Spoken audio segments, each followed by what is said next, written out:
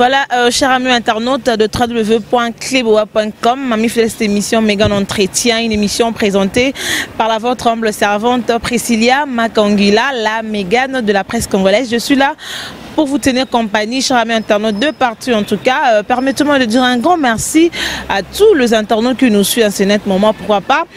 de penser aussi à nos partenaires, hein, le frère Michono Kalider Patrao, notre partenaire PDG Rouze Elvet. Merci beaucoup à vous. Et j'ai dit encore un grand merci aux géniteurs de ce grand site de la nation, Tonton Banda, de la nation Tonton Banda, l'homme qui promet, qui réalise. Oh, on promet à Kokokisa. Donc de la nation Big Up, place aux Ali, Pichou, Mangayaska, merci beaucoup Sista. Et merci à la réalisation Herman Emporio, garçon slim. Herman Emporio, garçon slim, merci beaucoup. Et on est là avec mon invité, on va parler vraiment de ma cambounia, sur ce mijoté, la culture, na biso, tant de culture, tout le monde a mis ba grand, tout sera baya, na biso comme exemple. Les lots na ne sengo, ya Rosana, ya moko, to talaraming na ba TV, to linga pe musala na e. Et là, bon moi déjà na bilili Yves Kambala, azali confrère na biso grand frère, après ça biso va ligner belé to so là vraiment na liwa ya Kondo Simaro Massia Lutumba o atika ki biso déjà mes condoléances na artiste nyonso ya mboka na biso, pourquoi pas na famille na ye. Là je vois ma copine Robeline Lutumba, mes très sincères condoléances à toi. Je suis là avec mon invité Yves Kambala o azali journaliste, présentateur, il y a une émission, rétroviseur, et les camings na Kin 24, il y a notre solo l'année vraiment sur parcours, il y a Papa Lutumba, sur musique na biso en général, pourquoi pas na carrière na et puis en tout cas à qui je dis déjà bonjour Yves. Bonjour la Mégane. Comment vous allez? Mais très bien. Voilà. Et moi à tous les internautes au Basio Siko dans cleboa.com. Na sepeli qu'on retrouve encore Cleboa et ça site à Kitoko on a les cas déjà trop hein, grâce à Pichou Mangayape na staff surtout ya Cleboa en tout cas ça sengo ya ko se retrouver sous na kati ya kini pour tout sur la masolo et tali musique. Sur la masolo et tali musique en général, mais là musique en gros jusqu'au bungisa moko ya baoba ya moko na biso. Là tout le monde déjà Papa Lutumba Simaro Massia ou tika biso. Vous avez quelques mots par rapport à Liwa na disparition na ezaka pasi ko bungisa mutu oyo toyebaki et surtout que eza pasi parce que aza monument eza baoba et koi. Bon, tout ça la boni, yemoko déjà préparé biso que eza nango liwa ezali mais ye atikali à travers ba œuvre nae to tikala koyo kakango lelo tozoyo ka balwambo makiadi netika ka akufate lelo tozoyo ka ba papa wemba neti bakufate ba kinkestere menea lelo komi tour ya Lutumba akei ekozala ezaka ka isengo pona ndenge artiste soki akufi bafetaka kaka il faut to sala ngo na ndenge ya isengo akufi eza perte pona libota na ye pona Congo mobimba kasi eloko ya tikeli biso eleki mutoya eloko atikeli biso eleki mutoya to ko yeba eloko ngo eleki mutoya tant que chroniqueur ya musique. Et le revenu Papa Lutumba tiki parce que tout le monde est misé belé au batavers mais le revenu au Papa Lutumba tiki peut-être misé sous bazana nous inconscient et on comprend de le revenu Papa Lutumba. Bon et loko atiki il faut que Lutumba azaki chanteur te azalaki obe guitariste c'est-à-dire qu'azaki accompagnateur mais sur plus na ezali que azaki compositeur azaki koyeba kokoma banzembo. Et puis tant que comme banzembo na molili azopesa bato mususu bazobima na mwinda bangonde baza kozwelango mwa lupemba mais la plupart ya bato basala ndengwana bayebana mingi te mais curieusement ye ayebana koleka lisusu bato yo apesa banzembo bayemba. Ce qui fait que tikeli biso eloko motu ya c'est-à-dire que bato bando tala siko écriture nanango akomaki eloko yo po ndenge ezo alors eloko wana nde atikeli biso za lokola bibliothèque c'est-à-dire que so lingi kolela kende ofouiller na page ya kolela na kati ya Lutumba kokuta voilà ce que lingi ko sepela kende ofouiller na ba page ya Lutumba oromona ngo so za na problème ya déception ya bolingo kende ofouye na page ya Lutumba romonango soko lingi okanisa oyeba ko projeter mokili lobi ekozala ndenge nini okofouye na kati romonango. Donc yango na biki non Lutumba azalaki kaka guitariste te atike biloko ya mutuya oyo biso to bando fete kaka to retrouver compte na biso to bando fete kaka to retrouver compte na biso asali yango suna nzembo yana pasi te ke oto kotanga no to koyoka ngone na nzembo na ndenge elengi poto yoka après maloba wana eza ya mutuya e okipe ko bongisa vie na biso. Voilà, maloba on eza mutuya e ko bongisa vie na biso. Alors relation nini oyo obandai ko partager na papa Lutumba et puis bah bon souvenir oyo mon sauvandi le lobité Yves Kambala oui, j'étais avec papa, on a parlé de ça et papa le loyo après n'a gagné pe ya mutuya pembe naye.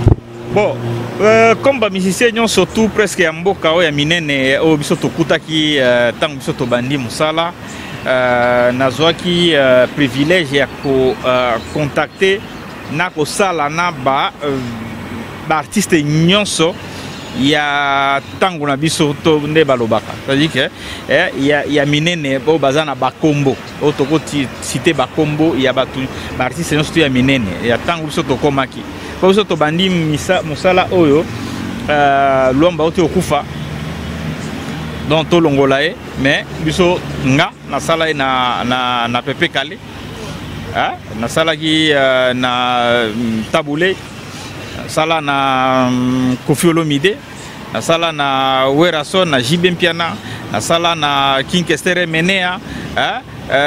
Papa Wemba Redi Amisi omoni ba tête nyonso wana to ana eloko moto sala na bango do bango nyonso nde bazana to za mi bale misatu te to ana eloko moko to sala na bango to ana ba journée to passa presque des semaines ensemble to développer likambo pour un projet moko boy. Donc ça c'est un fait, les a privilèges pour nanga Lutumba Simaro aussi parce que Lutumba biso to bandi musala tangu pe bana oke et zako banda c'est-à-dire que ok jazz koti mo nyamu bana ok bandi biso pe to bandi na bango ya omoni to parmi ba tuton otali banzembo ya kala oyoka ba kombo na biso na kati ya ba Lutumba ya bani. Donc ce qui fait que souvenir nazanango beaucoup plus makasi pona Lutumba parce que pesanga privilège moko privilège wana ezaki que pendant période bato basala neti ba bosa na ye parce que Congo ezala ndenge wana ezala bato nsusu bobimi na yo mer mo basala neti ba bosa na bolamu na yo mais biso to yaki na mupepe moko keno to luka nde oyoka ke moninga na ngai polemo kendi alobaka emonu vivant to wana kati ya idéologie wana oyo tozaki ensemble toyebi masolo to bande ko beta puke to sala bolamu teka kaso muto akufi. Alors na période wana Lutumba avant que to ba idéologie wana nyonso botama période wana Lutumba pesanga privilège ya na organiser soirée na ye il y a 70 ans d'âge, c'est-à-dire qu'il y a 11 ans lelo na sala événement wana na moment oyo batu ba sala neti ba bosa na ye. Alors soirée wana ezaka neti plaidoyer pona to la musa makambo oyo batu bayeba déjà ya Lutumba mais basalaka na moment wana neti banyatelango ya ande biso to ya ko la musango événement wana esala tour du monde tant to sali bilili et souvenir nazanango beaucoup plus yango wana parce que plaidoyer to sala pour que batu ba reconnaître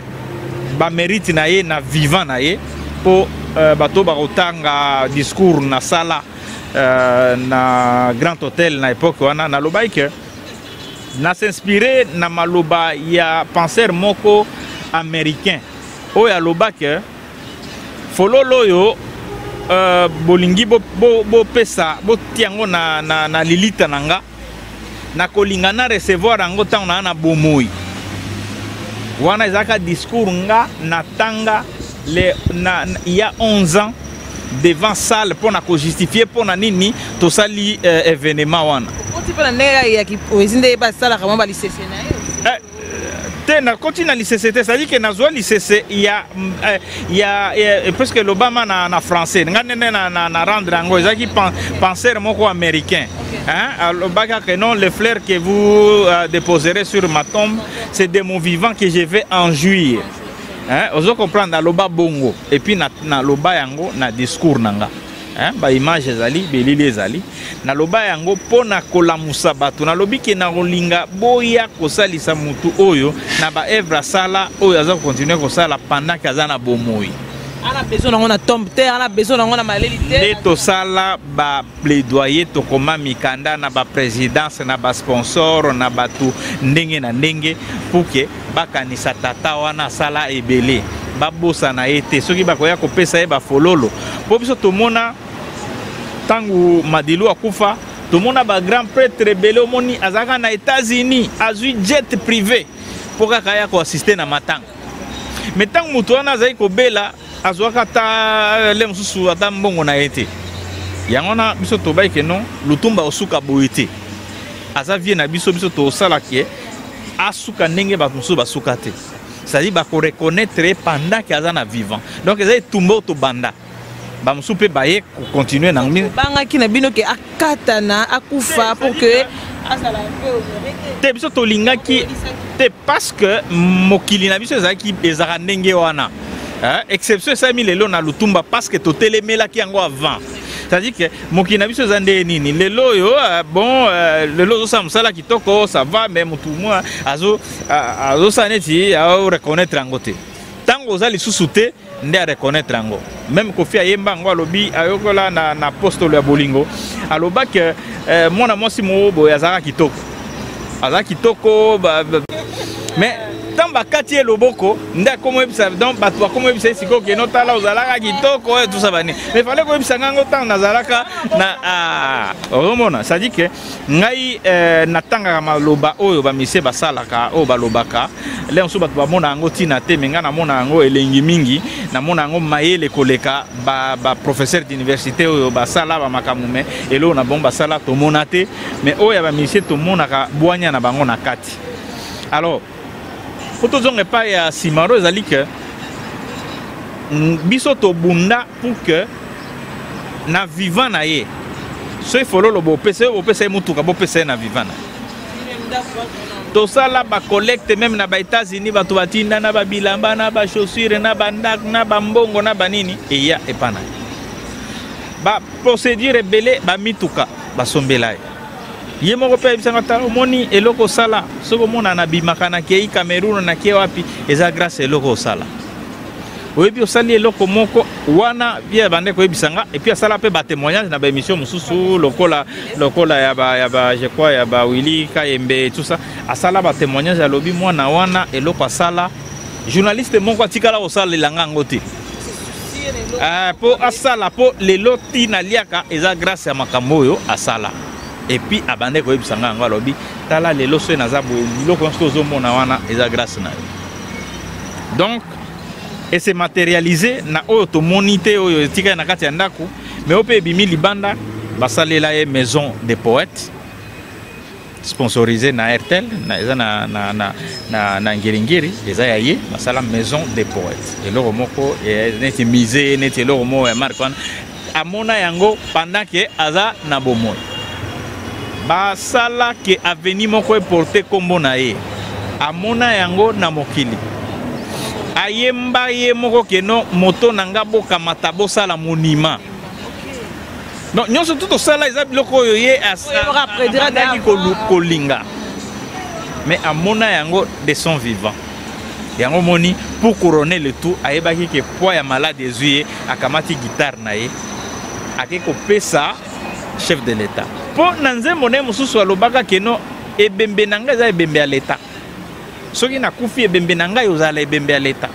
et puis eza symbolique ya kozwa guitare wana ake kopesa na chef de l'État à l'époque Joseph Kabila pona oloba keno nga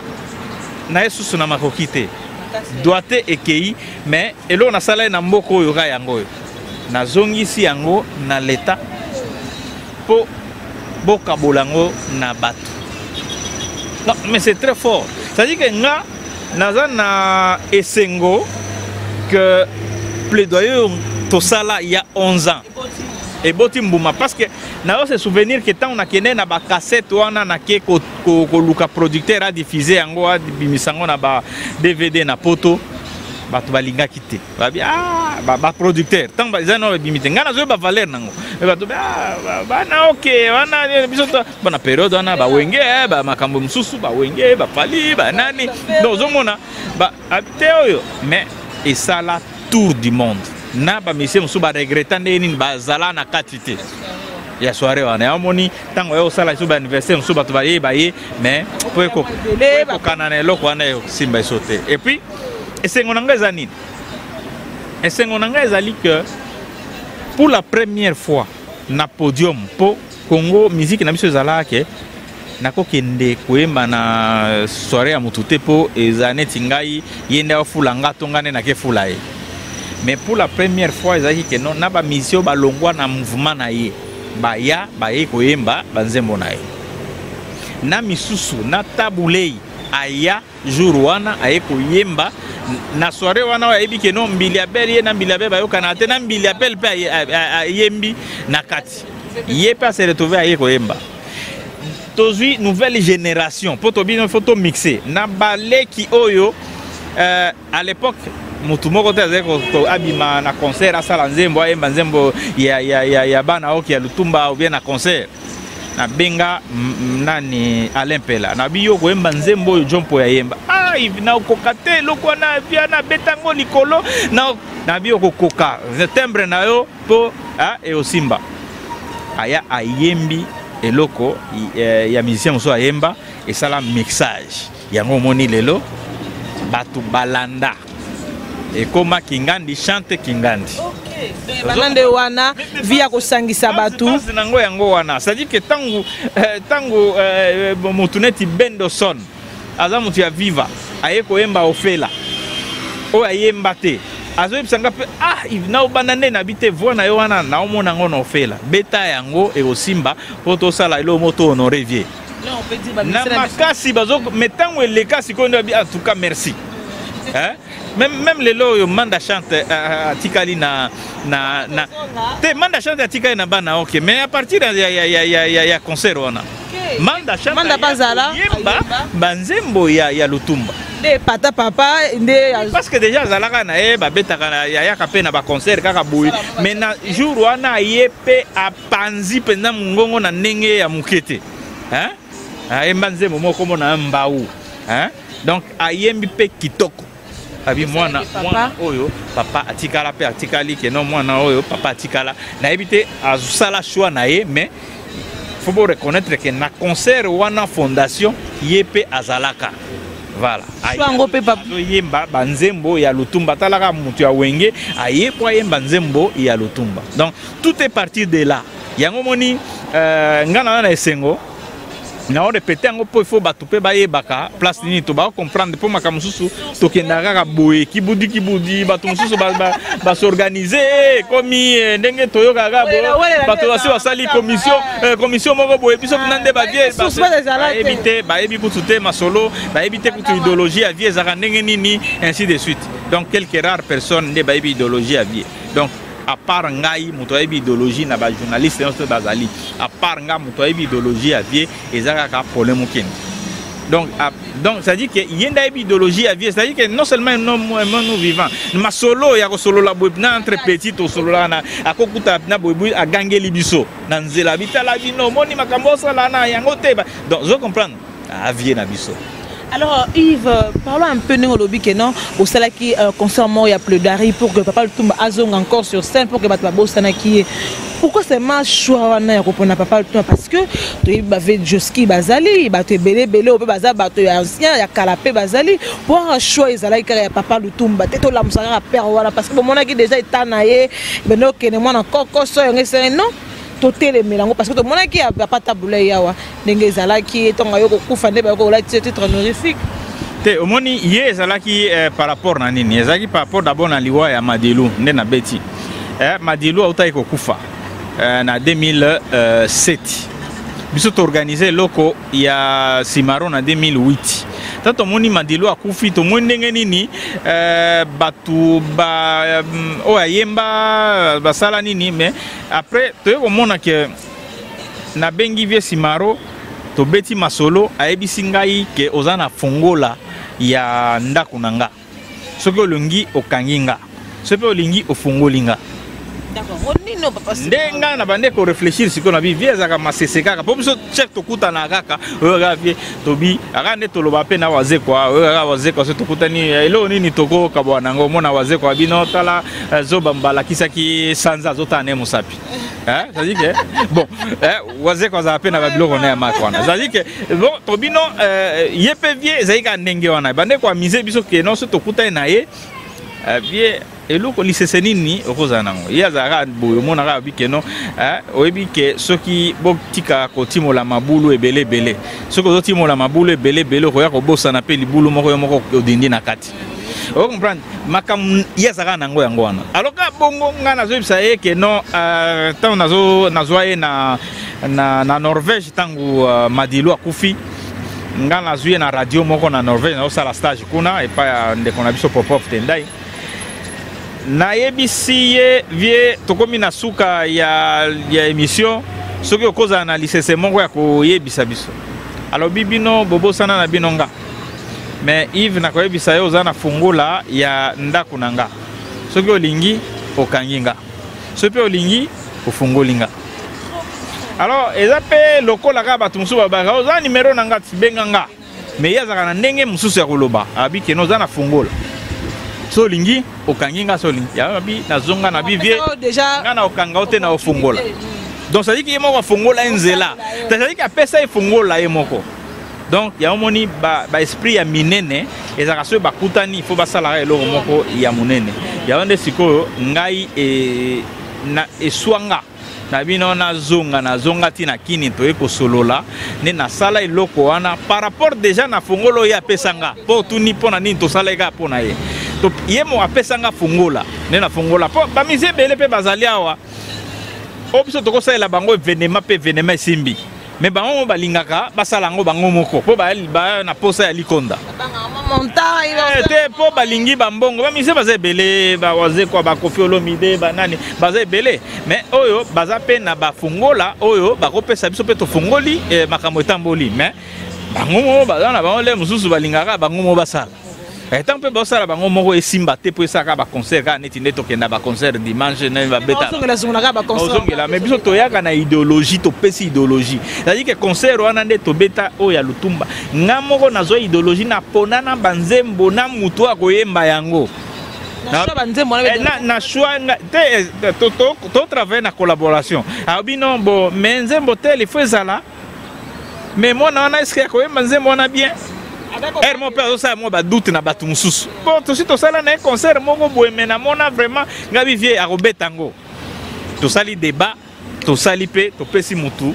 oye pe azeko douter tant concert ebimi akamwe abi ozaki bina na raison to bundi na pa na mutu wana nga linga kite po na boye po na mona neti osimba te mais simbi donc ça dit que biloko ndengwana ezalaki non il faut mutu apesa yo charge apesa ofungola apesa yo liberté ya osala oyo olingi po nga natala bamisie mosusu nga eloko nakosala na bango neti bato neti baredi ya misi avec mama donc eloko nakosala mpo na redi donc ekozala mpe na marke moko boye eloko nakosala mpo na Koffi ekozala na esengi bango moko bapesa fungola ye apesa fungola ye moko et puis peut-être attikeli yo liberté alobi ke no sala oyo moko lingi ko sala est-ce que l'autre là ba linga liberté ngo libertinage on pas pesa ne mabende yango ebele ba olinga te kota suka kaka na suka kaka masolo ndenge zoke suka pe ba on pe ba ondima mais pomoni makamba ndimango mbangu te tambo mona siko ba expérience ya ba œuvre tambo ozana posa siko ya ba œuvre o biso to sali pour que vie lutumba lelo to honorer ndenge tozo honorer lelo misusu bazwa yango te po baboya kopesa fongola bapeya kopesa fongola po biso nde toyebi bango biso nde toyebi idéologie na bango bamiyebi vraiment trop te biso batu to accompagner bango en tant que bapanzisango toyebi bango toyebi ke so tosali eloko boye e osimba so to sali boy pona esprit na ye pona ndenge na ye bato ba osepela on est ba redi wana so ke ba répertoire ba redi wana pena ba répertoire ba redi na ebina bato yo bakoya na concert neti ya redi avandi kaka mais bato so bazo betango o bazo yemba pe ensemble et pesipe loro mususu toyebi na ebi pe ba artiste ya lelo na ya lobby o toko benga par exemple pour là so mega ngoma muke na monde vivant na ba fille azo sala déjà ils ont na cadre idéologie na biso po biso to zala ensemble na kati ya to benga caverne ça dit que to zaka na moi esika na to yebanité to échanger to lo ba ke non tant so to bima il faut to bousculer monde mais na ndenge ya positivité ezaka pour na biso te mais to ça la batu na tant to ça la batu nzambe pe bénir biso. Voilà. Voilà, merci beaucoup Yves Kambala, pardon en tout cas. Au bétil ce moment, il y a Papa Lutumba ne bande lobby que Papa Lutumba tant azalaki na bana OK Jazz. Azalaki vice-président, non? Ouais. Et alors tant que Franco Luambo Makeda atiki biso, il fallait le vice-président amata na ngwende azwa asa il a peuple place il a peuple congolais. Et du coup famille et ko sepelata ko boya ndesaki Papa Lutumba abendana et pourquoi non makamon ça la mingi na ba famille ba artiste na biso balinga ko tikela o azali ko remplacer te ka famille de ba ko ta makamona o yango moni nakanisi Yves Lutumba sali ye moko na mokili bana na so vivant ye moko atikeli mutu mususu orchestre ye moko na pendant kazana mokili atikeli manda chanteur orchestre parce que batu na ba famille ebele bazomona yo ozoleka na TV ozoleka na ba internet ba ebi ndenge o début raté bakanisi le msu bango so bazui place ozali ba okoma yo eza ndenge wana ba msu na famille ba ebité bakanisi ke no ka ndenge naza boye ba opesa ngo pe ozui yango pe lokote na kati donc mutu ana lupemba na ye na kati ya lupemba nde ezali c'est-à-dire que orchestre koza nango kombo ya bana OK Jazz siko ekenda wapi nulle part hein nulle part mais Lutumba batikali kaka lelo to la bango et tout ça c'est-à-dire que on a des erreurs batu bakanisa ke no soki azue loko alati elamba oyo mowe atiki akomi pe mutu wana te ozwa pe puissance la tano elamba ya mutu akufi mais ozwa maele ya mutu wana te donc c'est un peu ça. Maël a mutuana te et le Papa Lutumba a kufi atiki biso et batu ba ko sepa ba artiste ba comme au sepa so dire artiste moko to landi de Ibrata azo yemba bandina papa na sengo et ming bande ko critiquer ba artiste a beta ming ka ba minde ba kala faire rigolo surtout za victime ya makambo wana ne ba moquerie na nyonso to wana ko lo bani par rapport à ça. Bon eza ko zanga ko eba c'est dire que bango baza baoba batu baza na bamboka mususu ba mindele bazongela banzembo ya batu na bango ya kala hein c'est-à-dire que ba omona bazongela na potonete ba Jacques Navour ba Johnny Hallyday ba Michael Jackson ba nini ba Whitney batu oya bamboka na bango bazongela banzembo wana na ndenge na bango mais basangisi pe oya bango eza une façon ya ko immortaliser bango pe c'est-à-dire que bato muto ya kolela mabeza ndeke olie yo pe o créer o communiquer ko landaka yango kaka il faut ne ko sangisa pona ko immortaliser mais biso il faut toza na besoin d'inspiration pour ba wana pe bango pe bazoka inspiration bazoka loko ezalaka ya sikana temps na bango temps pe faut pe ko zo ko créer loko rythme na yo mais so ekomika ko oloki rythme tel ozongeli yango eza malamu pona ko immortaliser mutu mais yo moko pe créer solo mususu tout ça c'est le kana ko lo bango wana mais za pe mabete hein ko immortaliser ba œuvre ya batakala le to mona waze quoi azalaka mingi na Papa Lutumba l'autre ko lo ba waze kwa nemta simbi mafongola yoko to ya événementiel ko to sko ya musique to ko lo ba waze kwa kama pa to ndenge te na kansi Lutumba tikeli ba leki na nyonso mutu azwa oyo ya lingi kozwa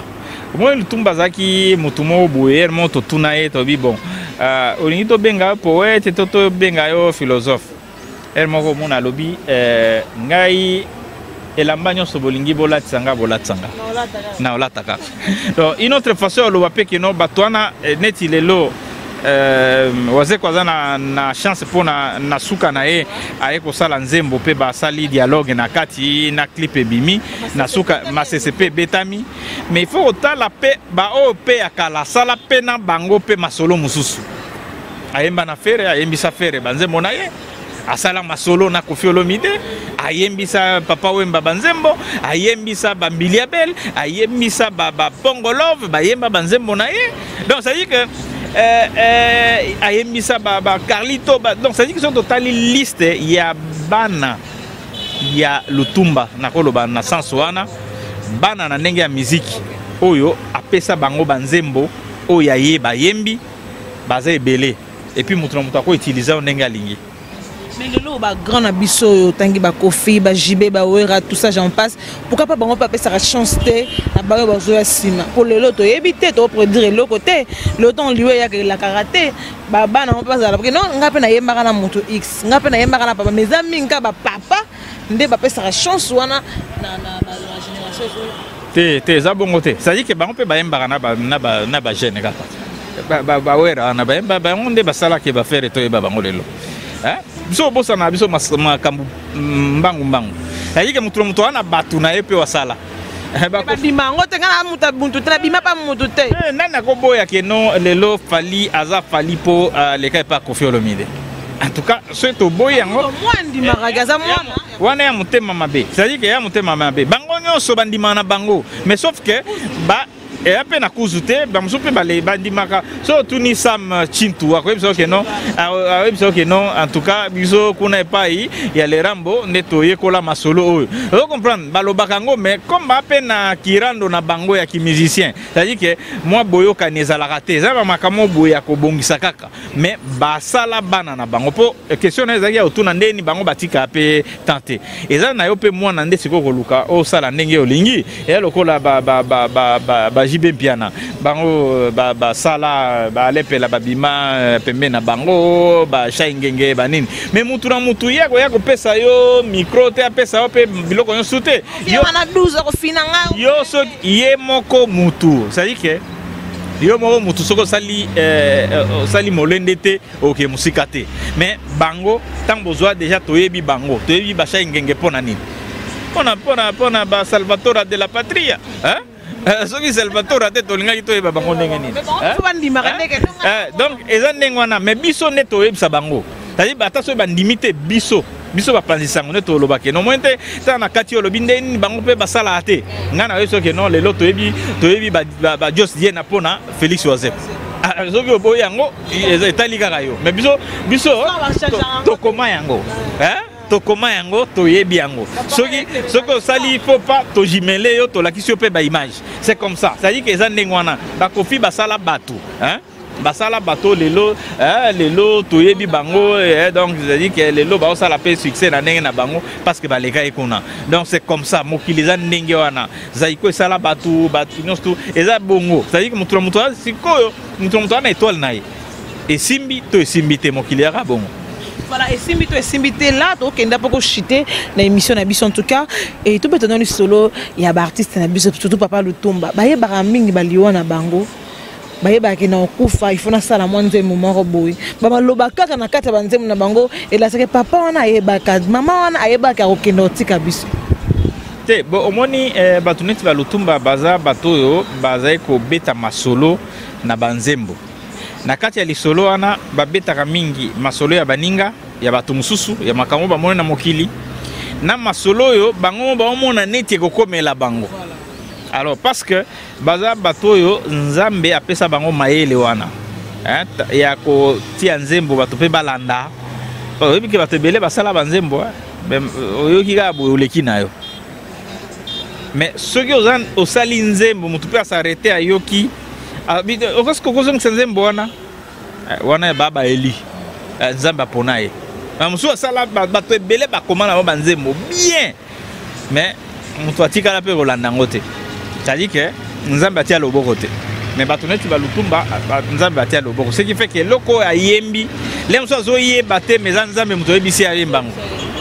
omba mai na yo ya miso okolela masumu na masolo ya kake o mokolo na kokufa kake kobeta omoni ndenge mokili kake beti awa na ndenge ya mokete donc c'est comme ça voilà papa Mbaloba ke non na moni tina okufa ka na scène akufa pe na scène. Donc ça dit que ça dit que le bango les choses que le bango na ndenge aventure mais là nzambe muto atindi ya lo bandengo batu ba eba ke non nazalaka et que na lobaka à travers batu na vivaka à travers batu to mona ka nzambe na moninga jour to koyeba ke nzambe aza moninga muto za na ye en face nzambe ana kati na ye mokile koma kitoko. Voilà, merci beaucoup Yves Kambala, tozo clore de jana émission na biso okolona kokufa e kozala bongo ba kufa li boso na tana mdombo peto mpe kota mema biso et tongo pe mukolo akufaki ezalaka ndenge maloba na ye. Eza bongo, c'est-à-dire que eza total rétroviseur, total capé ciment. Toi ba makambu ba ebasala etikala elembo et puis eza indiscutable ba tout moko yo basala biloka bilembo na bilembo et que le loyo makambu ba yemba et salema parce que baza ba bengango ba grands esprits. Toana ba esprit na kati ya chaque mboka eza na batuna minene na bango o nzambe apesa pouvoir ya koloba ezaka ba pasteur balati cravate na costume te ezape mutu mususu oyo ya keno azaka boyo tala boyo nzambe ya kati naye. Ah oui ezaka keno mutu ba to ba kwesa batuna église te. Oui, il y a solo parce que moni biso to eza ba aventure parce que moni nenge osawana hein et oza élu ensemble. Oza élu ensemble. Non, net oza biso boy. Toi ba élu ensemble. Jour oyo biso tout. Toza na esprit à comprendre. Muto avza en face nanga ana eloko moko ngana na ngote. Il faut na respecter mokile comme aliment. Mais mindele basi ba koma na moi étape on a respecter bato na ndenge na bango. Ya moni nzambe pa au pambola bango parce que biso pe na Afrique il faut to koma nango. Toyeba ke biso tout toi ba élu en Zambie donc to botami au même pied d'égalité ça dit que tant to botama to zaka des milliards hein des milliards tant fabrication ya bomwana hein tant ngo botamwana wana baza rebelle mais moko ga mutatikala ce sont des élus OK wana bakena nde biso wana nde biso to wana ebele bakufa ebele to ya na bango nzela mo bakenda biso na to perda bato ebele muto perda na bandeko ebele tant tozoya mais biso to tikala et puis to tikali pe to na munoko to na maloba to tambola pe na mokili c'est-à-dire que nzamba sala biso tozala ba élu alors tant to ko banda ko pesa na moi importance wana au moins que mokile robonga ozala kitoko eko ngenga ezali ke mabe kozala te mabe zozala poto ana mbindo ya koina moninga parce que or tozo bosana ke to ya peka ndenge moko na mutu wana ka ndenge wana c'est-à-dire que to banda peka mai tout ça bane et puis ba repêcher biso to bimi pe to komi batu yango wana c'est-à-dire que ebele parmi biso des millions de chromosomes et kufi mais otikali yo moko moko se to banino ko kanisa ke tozaki moi ndenge wana e kozala elengi mingi to kanisa ke no ne to ba to se kame tozaki tozala ne eloko wana bo na début non tozaka wana mais to mon importance dans to lati bilamba to sali bo mais apa il faut to lingana voilà faut to lingana vraiment bolingo leki nyoso bolingo prima kande loba le pasteur Moïse Mbi l'amour domine l'amour elonga kaka bolingo elonga kaka alors pour to clore na histoire ya papa Lutumba ndeko Yves Kambala lelo ba grand ba okene ba otika biso vous avez que lelo ba sœur Marie Misamba nani ba papa Wemba ba Kinkester Jean Pastil lelo yo monument ne ba otika biso sko na mokili yango to otika na banani to nzamba linga te ya biso ni donc ba grand ba ko quitter na mabele yo te nzamba te ya biso déjà mate ya koleka nga lo basiko wa elekite ezate mate yo lo bakeno voilà nzamba sala biso lokola boye c'est-à-dire que il faut to lingana to yokana to yaki na mokili mboka mutamto na tourna ye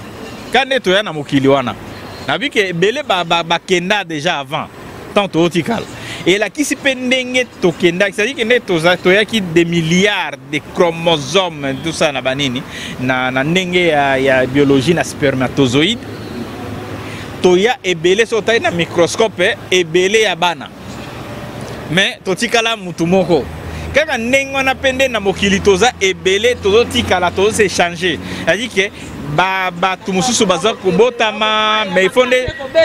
voilà toyekolaka nde tozwaka maloba to mpo tobongisa lobi c'est-à-dire que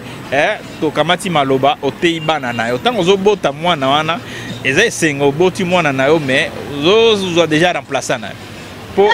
ouais, pas parce que mbulo ye ya kosala na mokili yo osala ngo soute. C'est-à-dire que eza ndenge wana. Donc c'est-à-dire que eza ndenge wana mutu moko akokisa 200 ans na mokili ate. Non, tokendaka na suka. Alors parlons rétroviseur Ozali concept do simple na mutu mona ba grand cas ba ko le kana rétroviseur et lelo musa na biso à presse bino ba yaya bo mona ngono ndeni avant de kota na média en ligne sûrement na télévision locale bo musala ngo ekende ka ndenge ezala kato et comment ba dérapage comme mo ebele bon surtout bi dérapage l'aime soupe biso nde toi déconnecter to éviter mais na kanisi que chaque période des en atanango et en atanango et en bato pe ba brillaka na tana bango ope bato ya période wana ba osepela na bango eza bongo c'est-à-dire que ko lobate ke moto alinga ki OK jazz kaka forcément il faut alinga leki na ngai gaz mawete vous comprendre chaque période eza na temps nango na bato nango biso ba oyo to lingi ko lobate ke biso tangu biso to sala ba émission ndezaka bien biso pe tangu pe tokutaka bakulutu pe bando mona neti toye na mwa bokeseni ayi muto ayaka toujours na mwa eloko na ye mais malamu ezali ke totikala aliment tozala na bomoto na dignité tosala musala ya bwanya yango tozongi na rétroviseur c'est-à-dire que tant toza na kati ya mutuka totalaka pe rétroviseur totalaka esika touti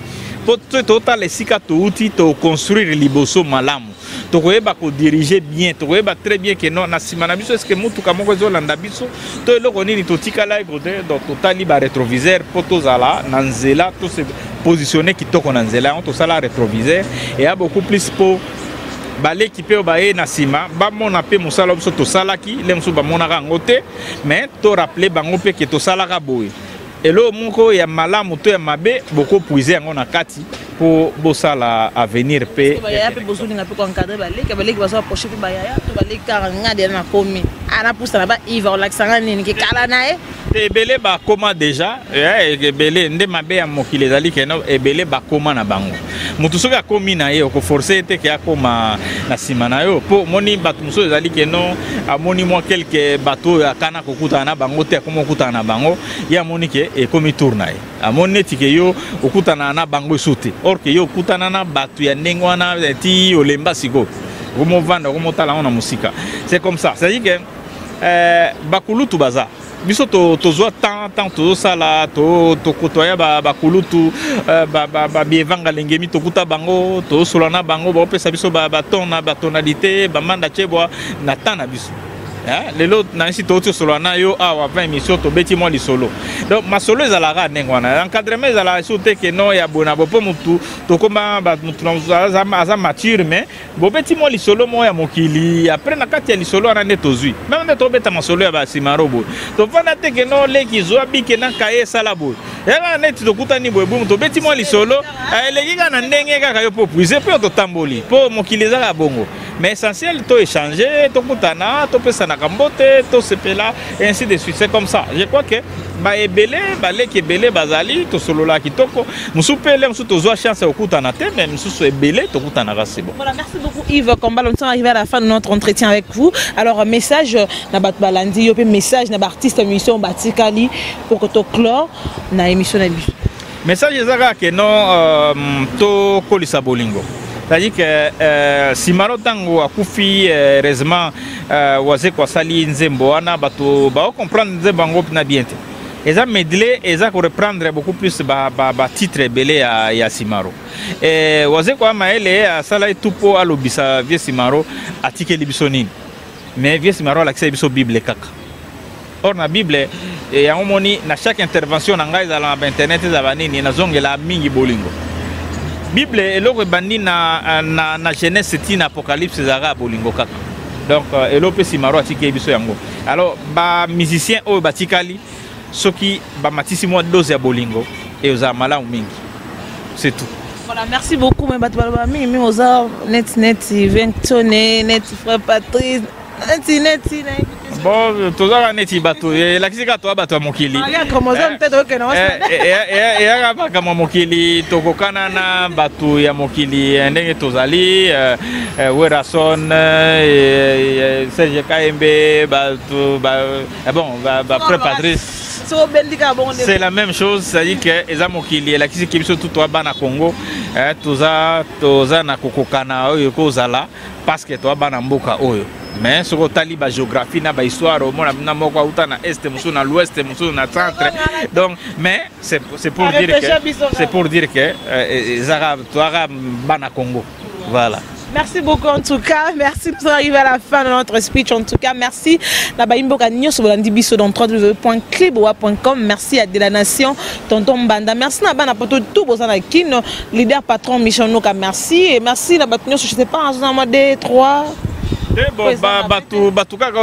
ya mikili wana nde tozaka